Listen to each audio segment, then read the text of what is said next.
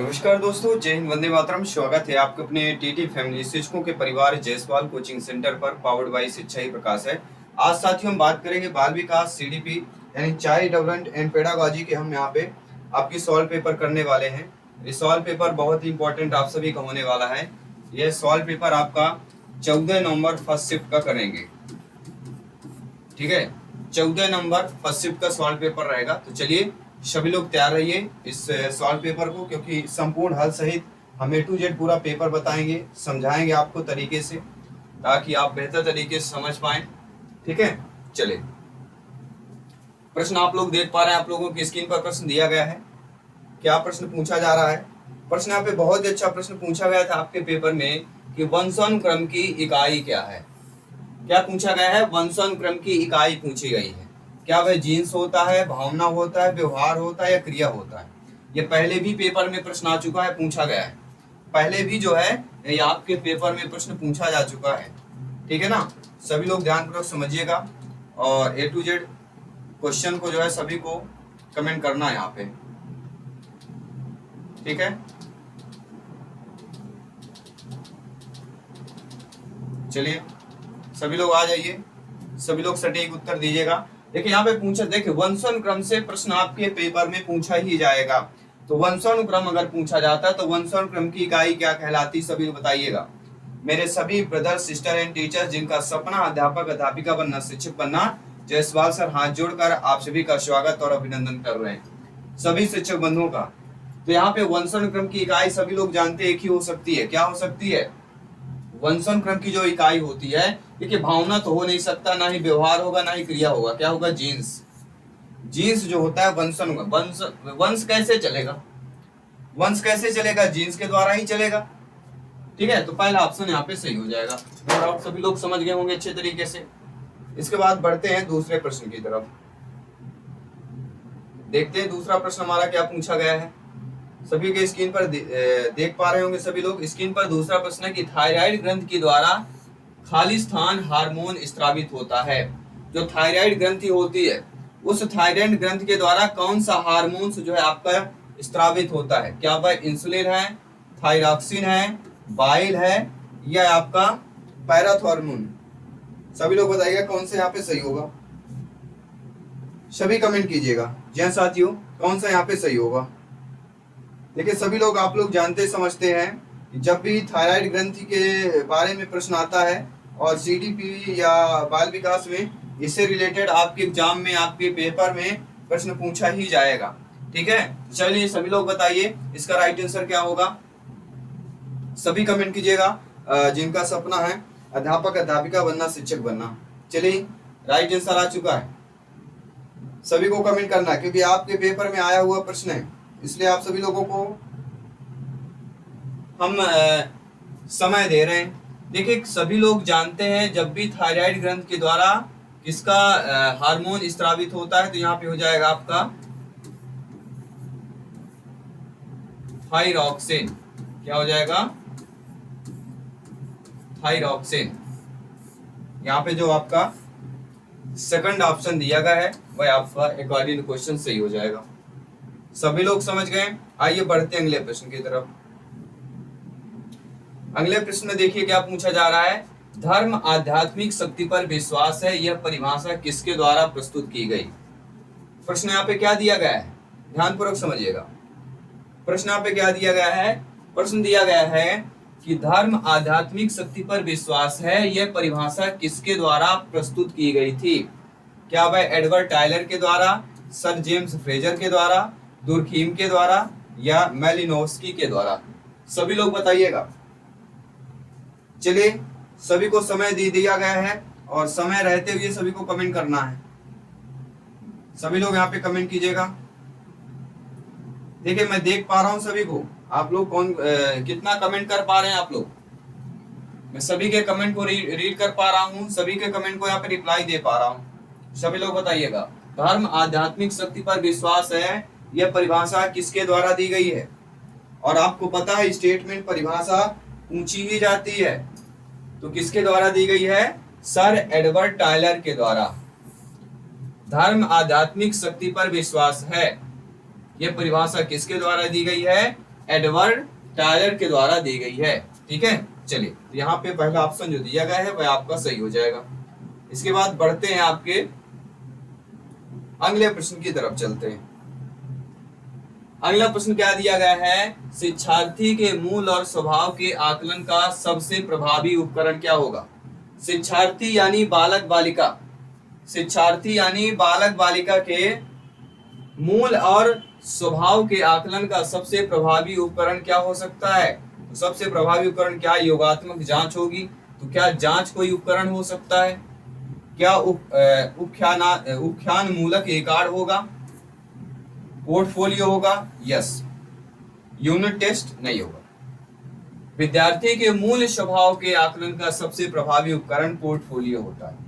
और आपको पता है आपके एग्जाम में पोर्टफोलियो से संबंधित प्रश्न पूछा ही जाता है, ठीक है ना। तो पोर्टफोलियो से संबंधित प्रश्न पूछा ही जाएगा आपके पेपर में, इसलिए पोर्टफोलियो जो ऑप्शन दिया गया है उसको सभी लोगों को ध्यानपूर्वक देखना है, समझना है। चलिए सभी लोग अगला प्रश्न यहाँ पे ध्यानपूर्वक देखिएगा, वह हमें कमेंट करके बताइएगा। अगला प्रश्न देख लेते हैं। अगला प्रश्न देखिए क्या स्क्रीन पर दिया गया है, सभी लोग बताइए। अगला प्रश्न भी आप लोगों की स्क्रीन पर आ चुका है। ये प्रश्न बहुत ही टफ हो जाता है। ये प्रश्न टफ क्यों हो जाता है, आइए देखते समझते हैं। बच्चों के दबाव को कम से कम करने के लिए सीसीई निम्नलिखित स्टेप में किसको छोड़कर अन्य सभी पर जोर देता है। किसको छोड़कर, आवर्ती अंतराल पर प्रत्येक बच्चे की शिक्षण प्रगति की पहचान, तो सीसीई इस पर बल देगा। छात्रों की जरूरत के हिसाब से अध्यापन के उपचारात्मक दृष्टिकोण, अब उपचारात्मक दृष्टिकोण है, पॉजिटिव है, इस पर बल देगा। आवर्ती अंतराल प्रत्येक बच्चे की शिक्षण प्रगति की पहचान कर रहा है, इस पर भी बल देगा। अब बचते हैं दो ऑप्शंस।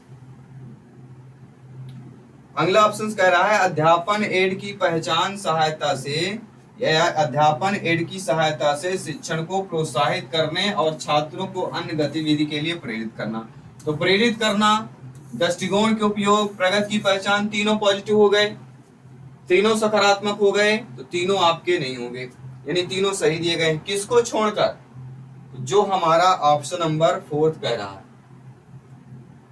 ठीक है। ऑप्शन नंबर 4 हमारा क्या कह रहा है कि छात्रों से यह कहना कि अगर वे अकादमिक गतिविधि को छोड़ अपनी पसंद का काम करें तो बेहतर होगा। अब अकादमिक गतिविधि को छोड़ना तो ये तो गलत होगा, निगेटिव नकारात्मक होगा। इसके अतिरिक्त सभी सही होंगे। प्रश्न हमारे यही तो दिया गया है, किसके अतिरिक्त स्टेप में किसको छोड़कर अन्य सभी पर जोर देता है, तो ऑप्शन नंबर डी को छोड़कर अन्य सभी पर जो है सीसीई जोर देता है। और सीसीई से प्रश्न आपके पेपर में पूछा जाता है, ये सभी लोग आप लोग जानते भी होंगे, ठीक है।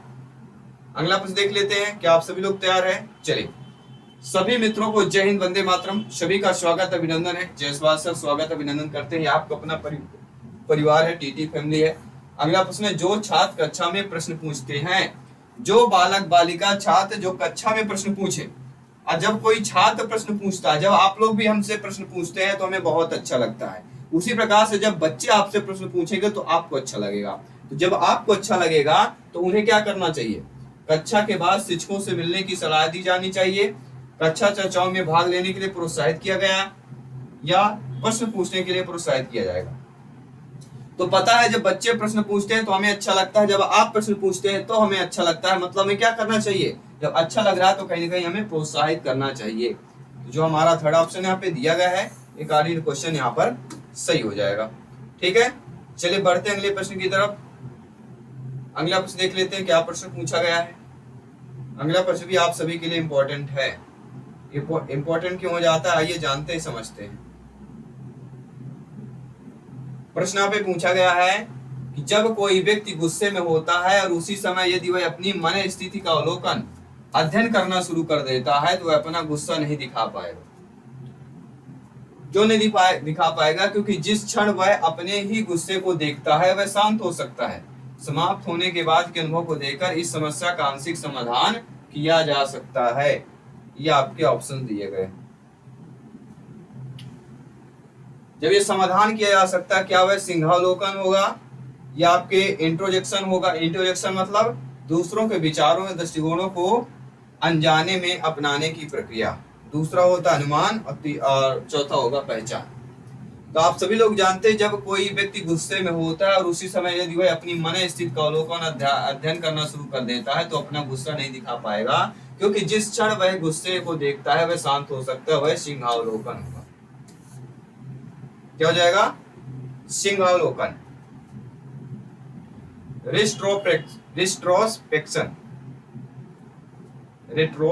रेट्रोस्पेक्शन की बात करें, सभी समझ गए हैं? चलिए बढ़ते हैं अगले प्रश्न की तरफ। नो डाउट सभी लोग जब समझ गए हैं और हमारा कार्य है समझाना। अगर आप समझ गए हैं तो बहुत अच्छी बात है। अगला प्रश्न देखिएगा, बच्चों में कुसंयोजन और कुंठा का विकास कब होता है? ये कैसा प्रश्न है कि निगेटिव प्रश्न हो जाता है, और आपको पता है कुंठा निगेटिव से प्रश्न आपके पेपर में पूछा जाएगा। कुंठा एक ऐसा शब्द है जहां से प्रश्न पेपर में आएगा, क्योंकि कुंठा का संबंध किससे होता है? देखिए, कुंठा का विकास तब होता है जब उसकी आवश्यकताओं की उपेक्षा की जाए। आपकी आवश्यकता है पढ़ाई करना, सिलेक्शन पाने के लिए, अगर आपको पढ़ाई की उपेक्षा करें तो आपको कैसा लगेगा? तो आपको कुंठा महसूस करेंगे। तो बच्चों में कुसंयोजन और कुंठा का विकास तब होता है जब उनकी आवश्यकताओं की उपेक्षा की जाती हो, हंसा जाता हो, अवहेलना की जाती हो, तब बच्चा ऐसा कार्य करता है। ठीक है, सभी लोग समझ गए? अब बढ़ते हैं आपके अगले प्रश्न की तरफ। क्या सभी लोग तैयार है? आप लोग, प्रश्न अगला आ चुका है। अगला प्रश्न है, निम्नलिखित विकल्पों में से एक विकल्प को छोड़कर अन्य मल्टीपल इंटेलिजेंसेज के सिद्धांत के समालोचक दृष्टिकोण है। एक को छोड़कर, तो अनुसंधान आधारित नहीं है, तो बिल्कुल सही बात है। जो मल्टीपल इंटेलिजेंस के सिद्धांत होता है वह अनुसंधान आधारित नहीं होता है। अलग अलग छात्रों के लिए विभिन्न प्रकार की बुद्धिमत्ता विभिन्न विधियों की मांग करती है, बिल्कुल सही बात, क्योंकि व्यक्तिगत विभिन्नताएं पाई जाती है। असाधारण छात्र सामान्यतः एकल विषय क्षेत्र में व्यतीत करते हैं। यह जो दिया गया है यह सिद्धांत इंटेलिजेंस मल्टीपल इंटेलिजेंस सिद्धांत के समालोचन दृष्टिकोण के अकॉर्डिंग ये नहीं होगा। ठीक है, बाकी ये हो जाएगा, ये भी हो जाएगा, और इसमें प्रायोगिक सहयोग नहीं करता, बिल्कुल सही बात है। यहाँ पे हमारा प्रश्न क्या कह रहा है? प्रश्न अब ये कह रहा है कि आप लोग ये बताइए, अब आप लोग ये बताइए कि किस एक विकल्प को छोड़कर, तो असाधारण छात्र समान एकल विषय क्षेत्र के व्यतीत करते हैं, इसको छोड़कर सारे जो है मल्टीपल इंटेलिजेंस सिद्धांत के समालोचक दृष्टिकोण हो जाएंगे। सभी लोग समझ गए? और मल्टीपल इंटेलिजेंस शब्द दे दिया गया है, ये आपको भ्रमित करने के लिए ऐसे ऐसे शब्दों का प्रयोग किया जाता है। एग्जामिनर जो होता है वह आपके दिमाग से खेलता है, और आपका दिमाग ये हमेशा के लिए रेडी रहना चाहिए कि आपके दिमाग से कोई न खेल पाए, केवल आप ही खेल पाए। जब आप अपने दिमाग से खेल पाएंगे तो आप अव्वल होंगे, हमेशा जीतेंगे। निम्नलिखित में से कौन सा व्यक्तिगत विभिन्नताओं का कारण नहीं हो सकता?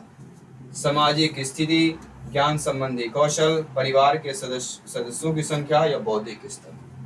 सभी लोग बताइएगा यहाँ पे कौन सा हो जाएगा?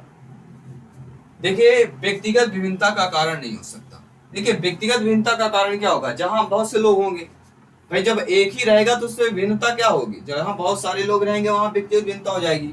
अब सामाजिक स्थिति में बहुत सारे लोग हैं तो व्यक्तिगत भिन्नता हो जाएगी, तो ये कारण होगा। ज्ञान संबंधी कौशल अगर करेंगे तो ज्ञान करेंगे, जब बहुत से लोगों को ज्ञान देखा जाएगा, उनका कौशल देखा जाएगा, तो वहां पर भी व्यक्तिगत भिन्नता हो जाएगी।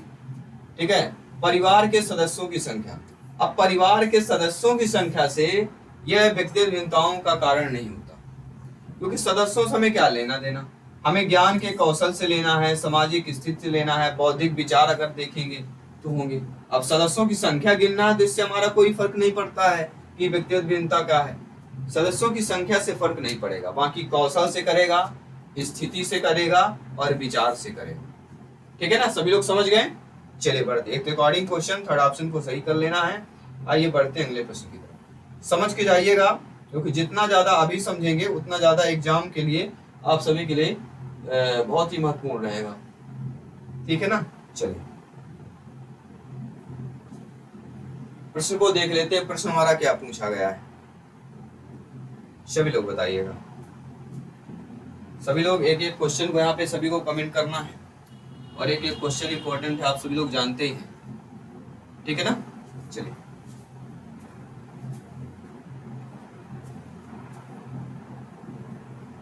प्रश्न हमारा दिया गया है, दो व्यक्तियों के बीच व्यक्तिगत अंतर किस कारण से हो सकता है। उनके व्यक्तित्वों के बीच असमानता के, उनके व्यक्तित्वों के बीच समानता के, उनके बीच संघर्ष से, या मनुष्यों के बीच व्यक्तित्व की एक रूपता से होता है। तो दो व्यक्तियों के बीच अगर व्यक्तिगत अंतर होगा तो किसके कारण होगा? उनके व्यक्तित्वों के बीच असमानता होगी। भाई समानता होगी तो अंतर कैसे होगा? नहीं हो पाएगा अंतर।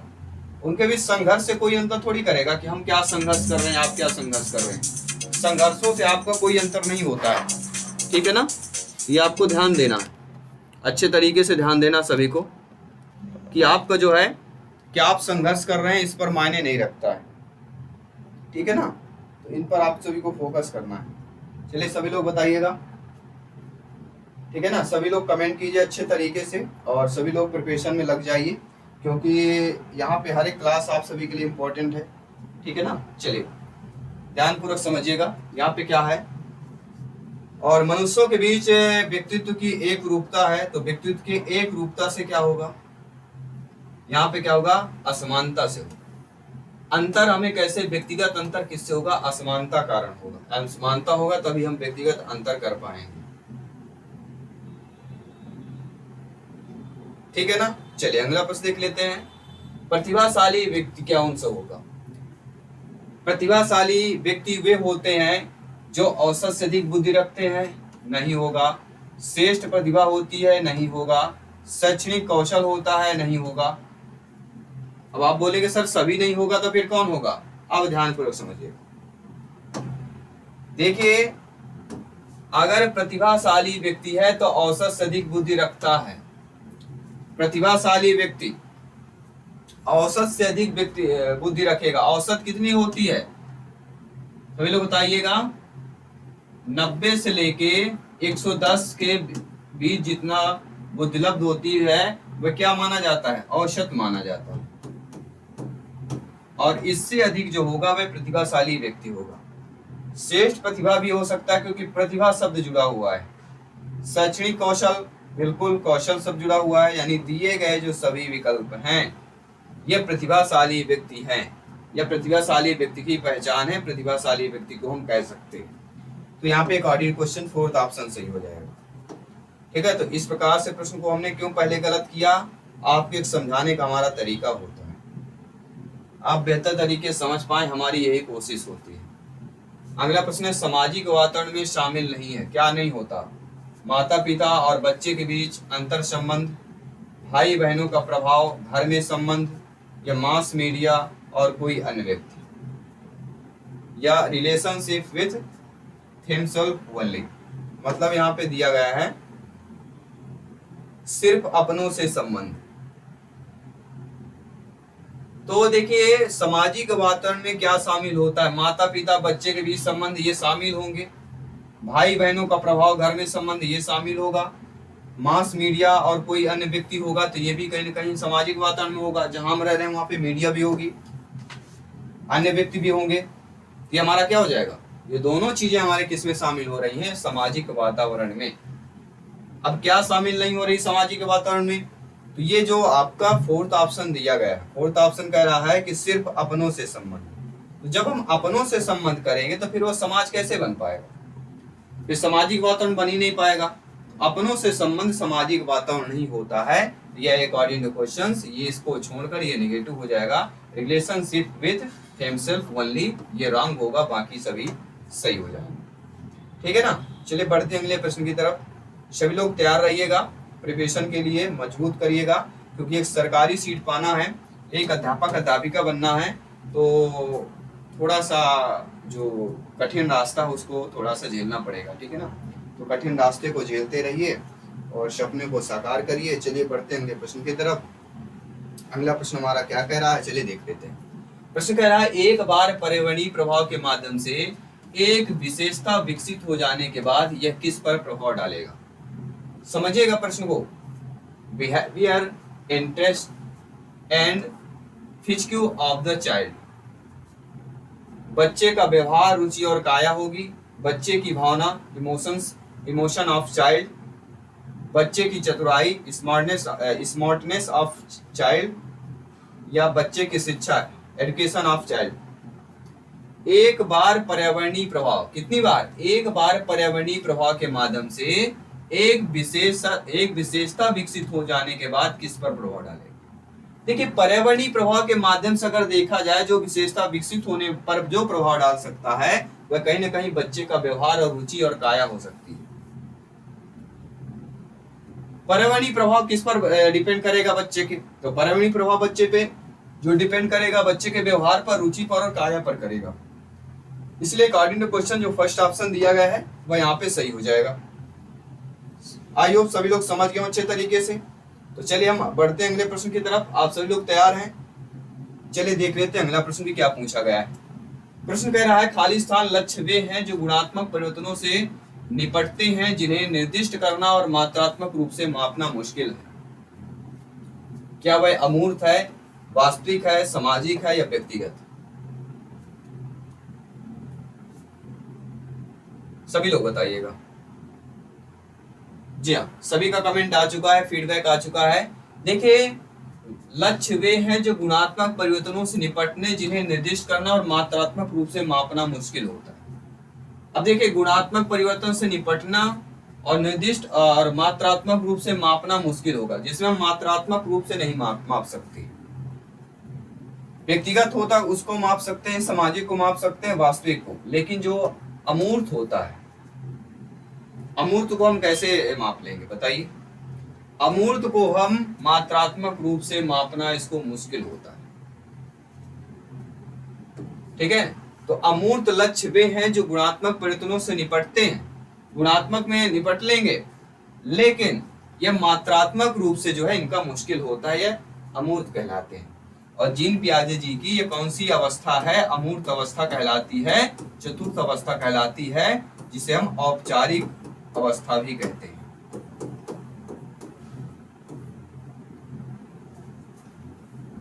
लेकिन हालांकि ये जीन पियाजे से सिद्धांत से संबंधित नहीं है, लेकिन शब्द से संबंधित हो जाता है। अगला, कौन सा आहार आपके शरीर का निर्माण करता है? हम भोजन लेते हैं, डेली सुबह नाश्ता करेंगे, ब्रेकफास्ट करेंगे, डिनर करेंगे, ठीक है, ब्रेकफास्ट करेंगे। अब इनमें से आप ये बताइए कि ऐसा आहार जो शरीर का निर्माण करे। आप कार्बोहाइड्रेट से भरपूर आहार लेने से शरीर का निर्माण हो सकता है, प्रोटीन से भरपूर आहार होना चाहिए, फैट यानी कि वसा से भरपूर आहार होना चाहिए। वसा से भरपूर किससे होना चाहिए? सभी लोग बताइए।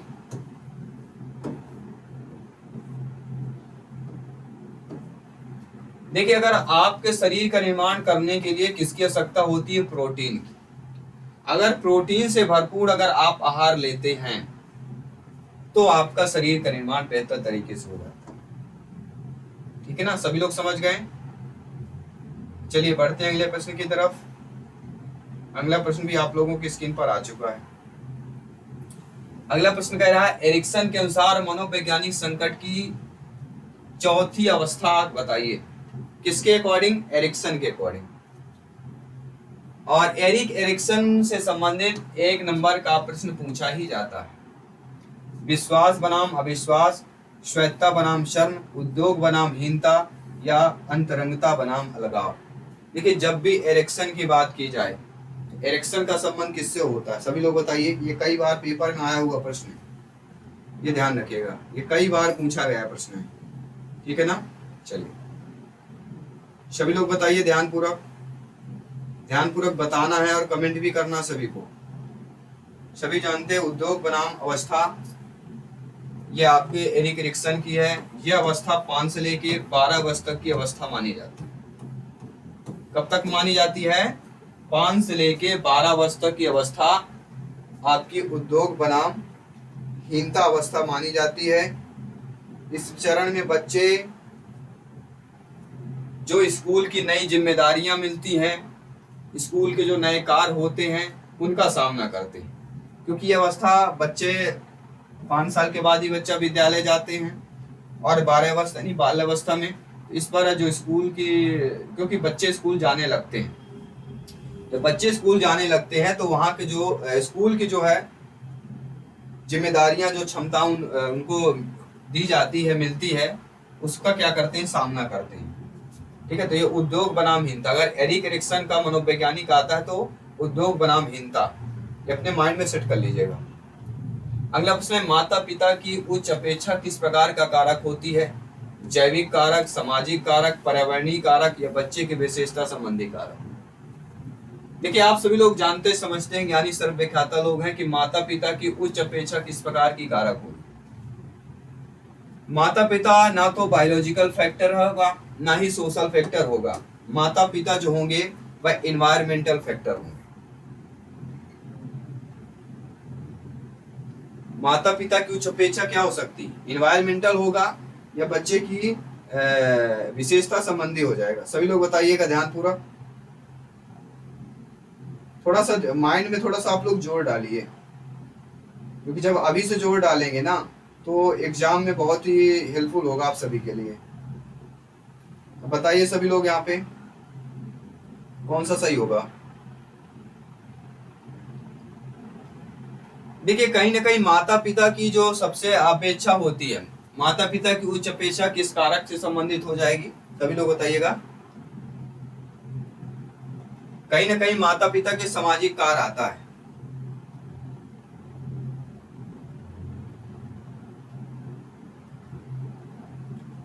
अपेक्षा किस प्रकार का कारक होगी? उच्च अपेक्षा सामाजिक कार्य माना जाता है, लेकिन ईएसवी का कहना है पर्यावरणीय कारक। अब आप इसमें डिसाइड करिए कौन सा होगा, आपको डिसाइड करना है। ये हमारा कहना सामाजिक सोशल फैक्टर, ईएसवी का कहना पर्यावरणीय कारक। अब दोनों में से कौन सा होगा? 50-50 है। अब आप किसको मानेंगे, किस पर वोट करेंगे? वोट ए ऑप्शन पे करेंगे या बी ऑप्शन पे करेंगे? किस ऑप्शन पे वोट करेंगे? सभी लोग यहाँ पे वोट करिए, किस ऑप्शन पे आप सभी का वोट होगा। चलिए बढ़ते हैं अगले प्रश्न की तरफ। सर्च मारिएगा, इसका सटीक आंसर सभी लोग बताइए, अपना ओपिनियन जरूर दीजिए। इनमें से कौन रक्त विकार नहीं होता? रक्त विकार क्या होता है? Which of the following is not blood disorder? Locomotor विकलांगता। देखिए, जो रक्त विकार होता है, रक्त विकार को हम लोकोमोटर विकलांगता नहीं बोलेंगे। रक्त विकार को हम हीमोफीलिया बोल सकते हैं। क्या क्या बोल सकते हैं? रक्त विकार को हीमोफीलिया बोलते हैं, थैलेसीमिया बोलते हैं, या सिकल सेल रोग बोला जाता है, ये भी बोल सकते हैं, सिकल सेल रोग। ठीक है ना? ठीक है, सभी लोग समझ पाए अच्छे तरीके से? सभी को ध्यानपूर्वक समझना है। सारे ऑप्शन दिख रहे हैं। तो अगर प्रश्न पूछा जाए फिर से कि रक्त विकार नहीं है, तो रक्त विकार आपका लोकोमोटर नहीं हो। तो लोकोमोटर विकलांगता किससे संबंधित है? अगर मान लीजिए यही प्रश्न आ जाता है, तब आपका जवाब क्या होना चाहिए? देखिए, लोकोमीटर जो विकलांगता होता है मुख्यतः आपका किससे संबंधित होता है? लोकोमीटर जो होता है मुख्यतः आपके हड्डियों से संबंधित होता है। किससे संबंधित होता है? हड्डियों से संबंधित होता है। अगर हड्डियों से हाथ पैर संबंधित कोई चीज आ रहा है, तब वहां पे लोकोमीटर होगा, लोकोमीटर डिसेबिलिटी हो, लेकिन रक्त वाला आपका नहीं होगा। ठीक है, हड्डियों हो गए, जोड़, मांसपेशियां, अगर ये आता है तब आपका लोकोमीटर होता है। अब अगला प्रश्न देखिएगा। इस प्रकार के प्रश्न ज्यादातर पूछे जाते हैं। क्यों पूछे जाते हैं इस पर भी हम चर्चा करेंगे। पहले इस प्रश्न को देखिए और समझिएगा, और कमेंट बॉक्स में सभी को बताना भी है इसका राइट आंसर क्या होगा। क्या आप सभी लोग तैयार हैं? देखिए, प्रश्न दिया गया है कि शिक्षक देखते हैं कि एक 4 साल की बच्ची एन हमेशा पास से सुनने की कोशिश करती है, बार बार निर्देश दोहराने को कहती है, उसे कक्षा में ध्यान देने में समस्या होती है और देखने के लिए दाहिनी आंख का उपयोग ज्यादा करती है। तो शिक्षिका को पता चलता है कि उसके साथी इन सब बातों के लिए उसका मजाक उड़ाते हैं। एन बहुत असहज, नर्वस महसूस करती है। इनमें से कौन सा सर्वोत्तम कार्य जो शिक्षक को करना चाहिए? देखिए, ऐसा होगा, कई बच्चे होते हैं बार बार पास से जाएंगे, सुनेंगे, जी सर आपने क्या बोला, जी सर आपने कैसे मेरे को सुनाई नहीं दिया, एक बार फिर से बोलिए, दोहराने के लिए बोलेंगे, दोबारा लिखने के लिए बोलेंगे, ऐसे बच्चे होते हैं। और ऐसे बच्चों के लिए जो अन्य बच्चे होते हैं उपेक्षा करते हैं, अवहेलना करते हैं, मजाक उड़ाते हैं। तब एक शिक्षक के रूप में आपको क्या करना चाहिए? तो आप अध्यापक अध्यापिका जब बन जाएंगे तब आप क्या करेंगे? क्या आप शिक्षक एन को फटकारेंगे? फटकारना ये तो गलत हो जाएगा। शिक्षक एन के बारे में अपनी माता पिता शिकायत करना, शिकायत करने से कोई हल नहीं निकलेगा। शिक्षक ईएनटी विशेषज्ञ से उसकी जांच करवाना, तो ये कहीं ना कहीं हो सकता है। शिक्षक एक ईएनटी, एक आइडियोलॉजिस्ट और एक मनोवैज्ञानिक से उनकी जांच कराएं, ये ज्यादा सही है। जांच होगी लेकिन किससे जांच कराना है? जो एक आइडियोलॉजिस्ट हो और मनोवैज्ञानिक, इन दोनों से जांच कराते हैं। अगर वह आइडियोलॉजिस्ट है, मनोवैज्ञानिक है, इन दोनों से जांच करवाएंगे। क्योंकि बच्चा क्या है, वह पास सुनने की कोशिश करती है, बार बार निर्देश दिलवाने को कहती है, मतलब बच्ची सुन नहीं पा रही होगी पास को, इसलिए उसको क्या करेंगे? आइडियोलॉजिस्ट के पास ले जाएंगे या मनोवैज्ञानिक से उसकी जांच करेंगे। बढ़ते हैं अगले प्रश्न की तरफ। ये भी अगला प्रश्न आपका इंपॉर्टेंट। अगला प्रश्न इसलिए इंपॉर्टेंट है, कह रहा है किसके अनुसार उच्च उपलब्धि प्राप्त करने वाले, औसत उपलब्धि प्राप्त करने वाले ऐसे परिवारों से आते हैं जो निम्न उपलब्धि प्राप्त करने वालों की तुलना में अधिक संपन्न होते हैं। ऑर्डन, टॉरेंस, हेवर्ड या ऑरलंस्की की बात करें। देखिए ये किसका कहना है? ये ऑर्डन का कहना है। ऑर्डन के अनुसार उच्च उपलब्धि प्राप्त करने वाले और औसत उपलब्धि प्राप्त करने वाले ऐसे परिवारों से आते हैं जो निम्न उपलब्धि प्राप्त करने वालों की तुलना से अधिक संपन्न होते हैं। ऑर्डन का कहना। एक स्टेटमेंट आपका पूछा ही जाएगा, ध्यान रखिएगा, और स्टेटमेंट आपको पढ़ के समझ के ही आप बता सकते हैं। स्टेटमेंट जितना ज्यादा पढ़ेंगे उतना ज्यादा बेटर होगा आप सभी के लिए। चलिए अगला प्रश्न देख लेते हैं। कह रहा है हमारी शिक्षा प्रणाली में खाली स्थान चर्चा का केंद्र नहीं है। देखिए हमारी जो शिक्षा प्रणाली है उसमें चर्चा का केंद्र होनहार बच्चे, सीखने की अक्षमता वाले बच्चे नहीं है या है, दोनों चीजें दी गई। तो नहीं है क्या, यहाँ पे निगेटिव दे दिया गया। हमारी शिक्षा प्रणाली में चर्चा का केंद्र क्या है? दोनों कन है। हमारी शिक्षा प्रणाली में होनहार बच्चे और सीखने की क्षमता वाले बच्चे, ये दोनों की चर्चा का केंद्र नहीं, यह दोनों का है। कौन सा सही होगा सभी लोग बताइए। सभी लोग कमेंट कीजिए, फीडबैक कीजिएगा। थोड़ा अपने माइंड की मेमोरी में थोड़ा सा जोर डालिए, और जितना ज्यादा जोर डालेंगे ना वो एग्जाम हॉल में बहुत ही काम आने वाला आप सभी के लिए। क्योंकि यहाँ मेहनत कर लेंगे तो एग्जाम में बहुत ही सरलता होगी आप सभी के लिए। तो क्या आप एग्जाम यहाँ पे सरल करना चाहते हैं या एग्जाम हॉल में आप जो है वहां पर आप मेहनत करेंगे? कहाँ पे आप चाहते हैं सरलता हो? सब कोई चाहता है एग्जाम में सरलता हो। थर्ड वाला ऑप्शन सही हो जाएगा। ये सभी का कहना कि थर्ड ऑप्शन सही हो जाएगा। आपके अकॉर्डिंग अगर कोई भी ऑप्शन में गड़बड़ी लग रही है तो आप हमें बता सकते हैं, ठीक है। अब देख लेते हैं अगला प्रश्न। ज्यादा नहीं, कुछ 5-6 प्रश्न और बचे हुए हैं। समावेशी शिक्षा प्रणाली में पाठ्यक्रम में खाली स्थान की विभिन्न प्रकार की असाधारणताओं को शामिल करना चाहिए। देखिए समावेशी शिक्षा प्रणाली से प्रश्न आएगा, 2 से 3 प्रश्न पूछे जाते हैं हर पेपर, हर एग्जाम में पूछे जाते हैं, तो ये आपको समझना अच्छे तरीके से, ठीक है ना। तो समावेशी शिक्षा प्रणाली में पाठ्यक्रम जो होता है खाली स्थान की विभिन्न प्रकार की असाधारणताओं को शामिल करता है। तो वह समावेशी शिक्षा प्रणाली पाठ्यक्रम में क्या करता है? अंतरिक्ष को नहीं करेगा, ना सड़क को करेगा, समाज को करेगा। क्योंकि समावेशी शिक्षा प्रणाली परिवार को भी नहीं करेगा, क्योंकि परिवार एक सीमित हो जाता है, समाज एक सीमित नहीं, सोसाइटी सीमित नहीं होती। तो समावेशी शिक्षा प्रणाली में पाठ्यक्रम में क्या करेगा? यहाँ पे समाज,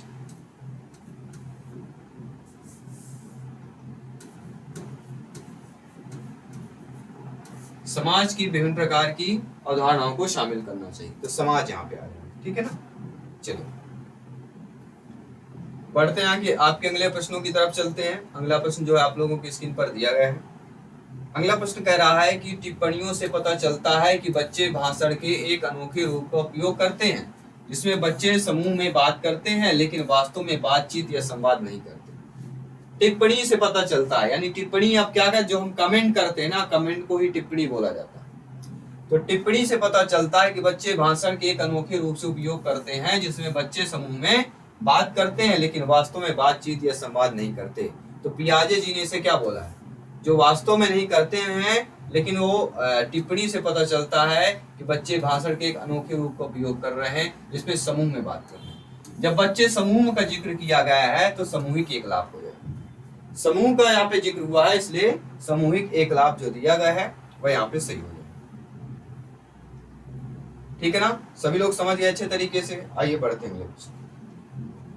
अगला प्रश्न है, जीन पियाजे जी ने संज्ञानात्मक संरचनाओं को किसके रूप में परिभाषित किया।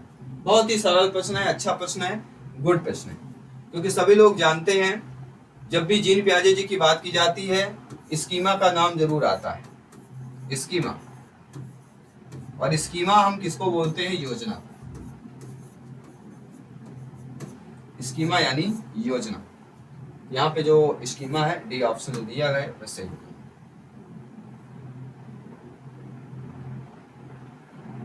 अगला प्रश्न कह रहा है, जॉन डीवी के संबंध में निम्नलिखित में से कौन सा कथन सत्य दिया गया है। जॉन डीवी से संबंधित यहाँ पे कथन दिया गया है कि बच्चों का विकास सामाजिक अनुभवों पर अधिक निर्भर करता है। बिल्कुल सही बात। जॉन डीवी का संबंध सामाजिक से शब्द से है, बच्चे का नैतिक अनुभव पर अधिक निर्भर करता है, तो ये फिर जॉन डीवी नहीं होगा। नैतिक शब्द आया है तो कोहल वर्ग आ जाएगा यहाँ पे। बच्चे का विकास संज्ञानात्मक विकास पर है तो जीन पियाजे जी आ जाएंगे। बच्चे का विकास अनुमानसिकता दर पर निर्भर करता है तो यहाँ पे क्या आएंगे, अनुमानसिकता। किस मनोवैज्ञानिक ने अनुमानसिकता पर ज्यादा जोर दिया, सभी लोग बताइए।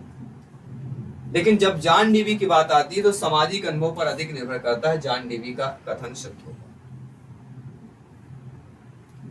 ठीक है ना, सभी लोग समझ गए। अब बढ़ते हैं अगले प्रश्न की तरफ। प्लेटो के अनुसार निम्नलिखित में से कौन सी सही बाल केंद्रित शिक्षा नहीं। अब यहाँ पे बाल केंद्रित शिक्षा कौन सी नहीं होगी। प्लेटो ने शिक्षा के 3 चरणों का नाम दिया। पढ़ना लिखना पहले चरण के रूप में, दूसरा चरण शारीरिक शिक्षा होती है, तीसरा चरण जो होता है वह आपको कहलाता है माध्यमिक या साहित्यिक शिक्षा। तो ये बिल्कुल सही दी गई है। प्लेटो के अनुसार बाल केंद्रित शिक्षा में ये सही चीजें दी गई। फिर दूसरा कह रहा है, प्लेटो के बाद बच्चों के लिए शिक्षा शुरू नहीं की गई थी। जन्म से पहले भी एक माँ को बच्चे के स्वास्थ्य को सुनिश्चित करने के लिए ठीक से व्यायाम करना चाहिए। ये भी सही दिया गया है। व्यायाम करना पॉजिटिव चीज है, इसमें कोई निगेटिव हमें नहीं दिख रहा है। ठीक है ना। सैन्य प्रशिक्षण के बजाय अधिक एथलेटिक प्रशिक्षण होना चाहिए। अब सैन्य को क्या है, निगेटिव बता दिया गया। सैन्य प्रशिक्षण को अगर निगेटिव बना दिया जाए, सैनिक जो प्रशिक्षण दी जाती है उसको निगेटिविटी बता देना, ये अपने आप में बता रहा है कि यह निगेटिव हो जाएगा। प्लेटो ने प्राथमिक स्तर पर खेल पद्धति की सिफारिश की, तो ये भी सही कह सकते हैं। सिफारिश शब्द खेल पद्धति पर प्लेटो ने की है। तो कौन सी बाल केंद्रित शिक्षा नहीं है, तो यह बाल केंद्रित शिक्षा नहीं होगी जिसमें सैन्य प्रशिक्षण के बजाय अधिक एथलेटिक प्रशिक्षण दिया जाए, तो ये नहीं होगा, बाकी सारे हो जाएंगे। चलिए अगला प्रश्न। ये तो बहुत इजीली प्रश्न है। बहुत इजीली प्रश्न दिया गया कि यदि किसी व्यक्ति की मानसिक आयु तथा कालानुक्रमिक आयु बराबर हो तो उसकी बुद्धिलब्ध क्या होगी। इसके लिए बुद्धिलब्ध आईक्यू का फार्मूला क्या होता है, एमए मतलब मानसिक आयु mental age, CA current age वास्तविक आयु, मल्टीप्लिकेशन 100 होता है। अब इसमें कह रहा अगर कालानुक्रमिक आयु मानसिक आयु दोनों बराबर हो जाए, मान लीजिए आईक्यू बराबर, मानसिक आयु मान लीजिए 50 है, वास्तविक आयु भी 50 हो गई, दोनों बराबर करें, मल्टीप्लिकेशन 100 करते हैं, 50 से 50 कट जाएगा तो आईक्यू हमारा क्या निकल के आएगा, 100 निकल गया। क्या निकल के आएगा, 100 आएगा। तो पहला ऑप्शन जो दिया गया है वैसे ही हो जाएगा। ठीक है ना। चलिए बढ़ते हैं आपके अगले प्रश्न की। अगला प्रश्न क्या दिया गया है कि किसका अर्थ है कि कुछ प्राप्त करना जो हमें पसंद है। देखिए कुछ प्राप्त करना हमें पसंद हो, जो चीजें हमें अच्छी लगती है उसे ही हम प्राप्त करना चाहते हैं, उसे ही अचीवमेंट करना चाहते हैं, अचीव करना चाहते हैं, मतलब वह हमारा पॉजिटिव इंसेंटिव कहलाएगा, यानी सकारात्मक उत्प्रेरक कहलाएगा। इस सकारात्मक उत्प्रेरक का अर्थ होता है कुछ प्राप्त करना जो हमें पसंद होता है, पॉजिटिव इंसेंटिव। इसके बाद लास्ट प्रश्न है आपके पेपर का। क्या प्रश्न पूछा गया था कि समूह के प्रति वफादारी जैसे विकास कार्यों को निम्नलिखित में से किस आयु वर्ग में देखा जाता है।